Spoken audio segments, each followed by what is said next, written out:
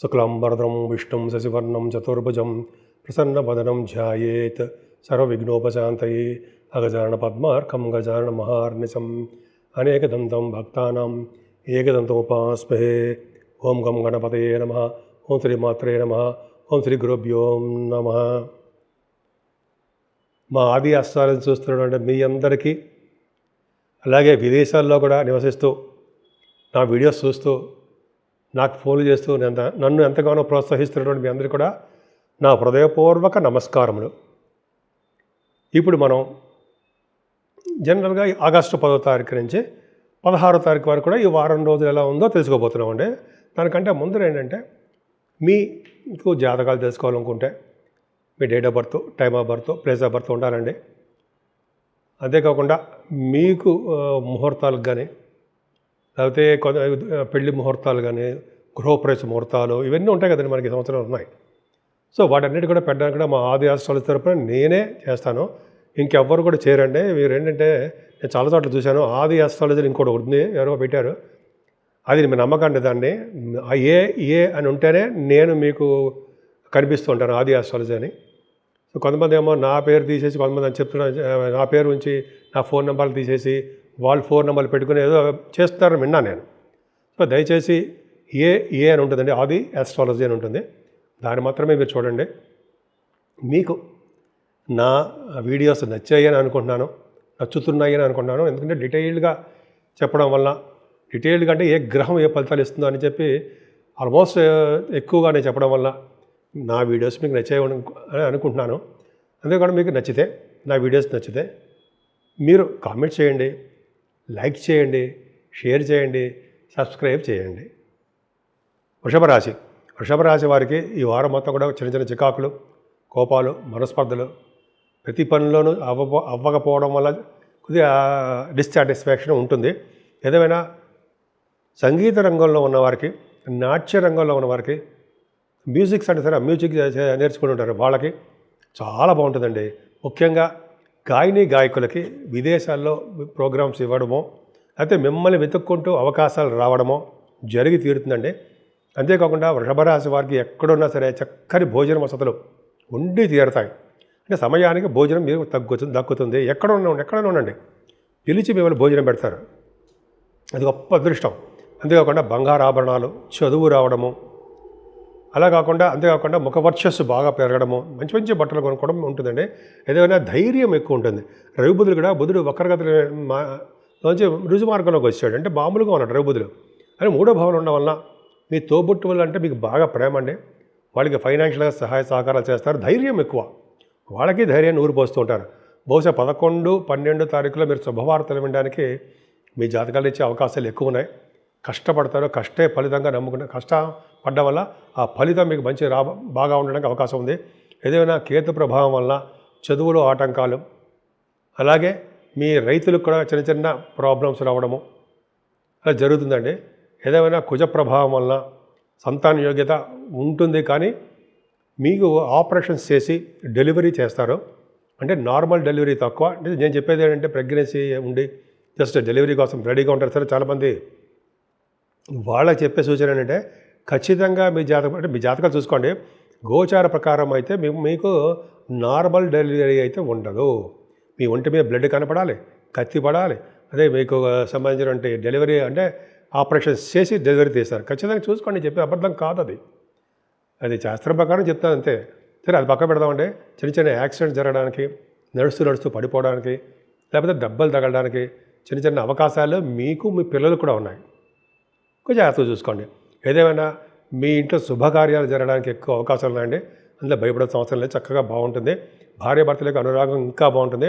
ఏదేమైనా 6వ భావం, 8వ భావం చాలా చక్కగా ఉన్నాయి కాబట్టి న్యాయశాస్త్రపరమైనటువంటి పనుల్లో మీరు నిమగ్నం అవుతారు, సక్సెస్ అవుతాయి. అలాగే మీ ఆరోగ్యం బాగుంటుంది. ఎప్పుడూ కూడా శత్రు భయం కానీ, రుణాల వల్ల భయం కానీ ఏమాత్రం ఇబ్బంది పడకుండా చక్కగా హాయి ప్రశాంతంగా ఉంటారు. బహుశా తలవంతలమ్మకు వచ్చే ధనయోగం ఉంటుంది. ఏదేమైనా మీరు చేస్తున్న వ్యాపారాభివృద్ధి చాలా బాగుంటుంది. ముఖ్యంగా ఆటోమొబైల్ ఇండస్ట్రీస్ కానీ, కోల్ కానీ, లేకపోతే కొంతమందికి ఫార్మా రంగంలో చేస్తుంటారు, వాళ్ళకి కానీ సిమెంట్ పరిశ్రమలు, ఇట్లాగా చెప్పుకుంటూ వెళ్ళిపోతే వ్యాపార అభివృద్ధి చాలా బాగుంటుంది. ముఖ్యంగా రియల్ ఎస్టేట్ రంగం వారు కూడా బాగుంటుంది. Computer hardware, electricity, electronics components అంటాం కదా, వాళ్ళు బాగుంటుందండి. ముఖ్యంగా దశమస్థానంలో చంద్రుడితో కలిసిన రాహు 10-11 తారీఖులో ఉంటాడండి. చంద్రుడితో కలిసిన రాహు ఎలా ఉంటుంది, జనరల్గా ఏం చెప్తారంటే మంచి బాహువులు కలవారుగాను, చక్కటి ధైర్యవంతులుగాను, ఎప్పుడు దైవభక్తి కలవారుగాను, అలాగే మీ స్పౌజ్, మీ భర్త గారు కానీ మీ భార్య గారి యొక్క సలహాలు సంప్రదింపులు చేయడం కానీ, వాళ్ళ యొక్క మాట వినడం కానీ ఇలా ఉంటుంది అంటాం. నిజంగా కరెక్టే. 10th భావం ఉంది కాబట్టి పొలిటికల్ రంగంలో ఉన్న వాళ్ళకి పదవులు రావడము, పొలిటికల్ రంగం అంటే మీకు తెలుసు కదా, రాజకీయ రంగం, వాళ్ళకి పదవులు, అంతేకాకుండా ప్రజాదరణ, ప్రజాసేవ ఎక్కువ చేసుకుంటారు. అలాగే రావు కారకత్వాల్లో ఉన్నటువంటి సింగరేణి కాలేజ్ అవ్వచ్చు, సాఫ్ట్వేర్ రంగాల్లో వీళ్ళందరూ కూడా బాగా వాళ్ళకి ఉద్యోగాల్లో భద్రత ఎక్కువ ఉంటుందండి. ముఖ్యంగా గవర్నమెంట్ ప్రొఫెషన్లో ఉన్న వాళ్ళకి గవర్నమెంట్ బాగా ఉద్యోగాల్లో డెవలప్మెంట్స్ ఎక్కువ ఉంటాయి. ఉద్యోగ రీత్యా ప్రమోషన్స్ కూడా ఎక్కువ ఉన్నాయి.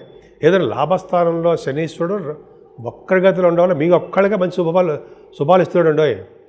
శనీశ్వరుడు మీకు తులారాశికి ఒక్కొక్క 2 రాశులు ఇవ్వాలి అంతే. ముఖ్యంగా మీకు తులారాశి వారికి మాత్రమే మంచి అద్భుతమైన ఫలితాలు ఇస్తాడు. తులారాశి కంటే మీ రాశికి మాత్రం శనీశ్వరుడు విపరీతంగా యోగిస్తున్నాడు. అది గొప్ప అదృష్టం అండి. మిగతా రాశులన్నిటికీ చావగడ చెవులు మోస్తున్నాడు ఆయన. ఎందుకంటే ఆయన వక్రగతిలో ఉన్నాడంటే అస్సలు మంచి చేయడు. జూలై నుంచి నవంబర్ వరకు కూడా అదే పరిస్థితి అన్ని రాసుల వారికి. ముఖ్యంగా సింహరాశి వారికి మరీ దారుణం కాదు. వాళ్ళకి ఏ పని చేసినా సక్సెస్ కారు. మీరు ఏ పని చేసినా ముందు సక్సెస్ అవుతారు, ముందే సక్సెస్ అవుతుంటారు. అది శనీశ్వరుడు 11వ భావం ఉండడం వల్ల అంచెలంచెలుగా మీ వ్యాపారాభివృద్ధి దినదిన ప్రవర్ధమానం అవుతుందండి. ఇంత చెప్పినట్టుగా రాజకీయ రంగంలో బాగా డెవలప్ అవుతారు. ఏ పని అయినా సరే అవలీలుగా చేస్తారు. సంపూర్ణమైన ఆరోగ్యంగా, అదృష్టవంతులుగా, ధనధాన్యములు సమృద్ధిగా ఉండేట్టుగాను, చక్కగా ఐశ్వర్యవంతులుగా ఉండడానికి అవకాశాలు ఎక్కువ ఉన్నాయి. పరిష్కార మార్గాలు, పరిహారాలు, రెమెడీసు ఇప్పుడు తెలుసుకుందామండి.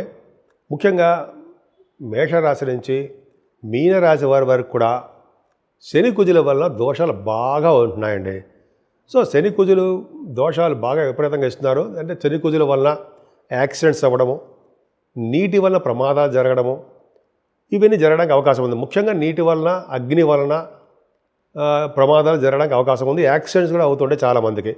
ఎందుకంటే ఈ ఆగస్టు నెల మొత్తం కూడా బాగా వర్షాలు కురుస్తాయి కాబట్టి చూసుకోండి, చెప్పింది తప్పవుదా. శనీశ్వరుడు మీనరాశిలో ఉండడం వలన, సో శని కుజుల కాంబినేషన్ వల్ల మీకు జనరల్గా ఈ ప్రమాదాలు జరుగుతాయి. అసలు ఈ ప్రమాదాల నుంచి మనం బయట ఎలా పడతాం? నిజంగా మన ప్రమాదాన్ని అనుభవించాలా? ఏమీ లేదు, ఏం భయపడాల్సిన అవసరం లేదండి. ముఖ్యంగా ఏంటి చెప్పేది ఏంటంటే, ఎవరికి కూడా ఇలా ప్రమాదాలు జరగాలని మనస్ఫూర్తి నేను కోరుకోను. కాకపోతే ఏంటంటే ఈ ప్రమాదాలు జరగడానికి అవకాశాలు ఉన్నాయి కాబట్టి ఈ ప్రమాదాల నుంచి మనం ఎలా బయటపడాలి? ఎందుకంటే కర్మ ఎవరిని వదిలిపెట్టదని శాస్త్రం చెప్తుంటుంది కదా. కాబట్టి మనం ఎన్ని పూజలు చేసుకుంటే ఎంత బాగుంటే అంటే ఎంత బాగా పూజ చేసుకుంటే అన్ని విధాలుగా మనం రక్షింపబడతాము అంటాం. ముఖ్యంగా ఆంజనేయ స్వామి వారిని పూజించడం వల్ల ఆయన సంకటాలన్నీ పోగొట్టేవారు ఆంజనేయ స్వామి. యాక్సిడెంట్స్ కాకుండా కాపాడేవారు కూడా ఆంజనేయ స్వామి వారే.